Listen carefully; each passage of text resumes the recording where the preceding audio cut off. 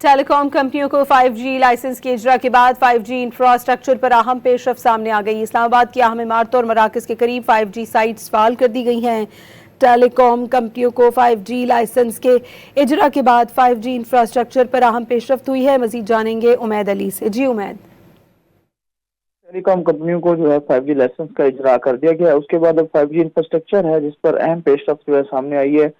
P T کے جو ہمارے آفیشلز ہیں، جب ان سے ہماری بات چیت ہوئی تو انہوں نے بتایا کہ اسلام آباد کی اہم عمارتوں اور جو اسلام آباد کے مین مراکز ہیں ان کے قریب 5G جو سائٹس ہیں ان کو فعال کر دیا گیا، ایکٹیو کیا گیا ہے، جس میں جو مین ہے وہ ریڈ زون ہے، بلیو ایریا ہے، پارلیمنٹ لاجسٹ سمیت مختلف سیکٹر میں 5G سائٹس فعال کی گئی ہے۔ جو 5G جو سائٹس ہیں وہ زیادہ تر ان کا تعلق جو بزنس ہب سینٹرز ہیں جہاں پہ ڈیٹا کا یوزیج جو زیادہ ہے اور جہاں پہ بزنس کو جو ہے پروموٹ کرنا ہے، اس حوالے سے ان کی جو ٹیلی کام کمپنیاں ان کی جو بزنس اسٹریٹجی ہے، جو ان کی اسٹریٹجی ہے، اس کے مطابق ان جگہوں پہ جو ہے 5G سائٹس کو فعال کرنا ہے۔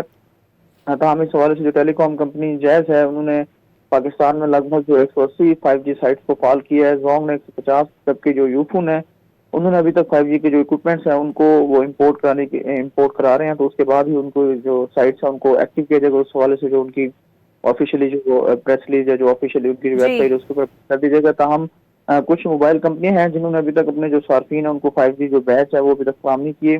تاہم پی ٹی اے کے مطابق 103 مختلف موبائل برانڈز ہیں جنہوں نے جو ہے 2254 ڈیوائسز پر 5G نیٹ ورک کو جو ہے فعال کر دی ہے۔ جو کسٹمرز ہیں ان کو مکمل 5G تجربے کے لیے موبائل کمپنی کی جانب سے اپڈیٹس کا انتظار ہے۔ تاہم جو ایکسپرٹس ہیں وہ یہ بتا رہے ہیں کہ جو 5G نیٹ ورک اسے مکمل طور پر فعال ہونے اور اسٹرینتھن ہونے میں جو ہے لگ بھگ 2 سال کا جو ہے عرصہ درکار ہے۔ جی بہت شکریہ امید علی آپ کا۔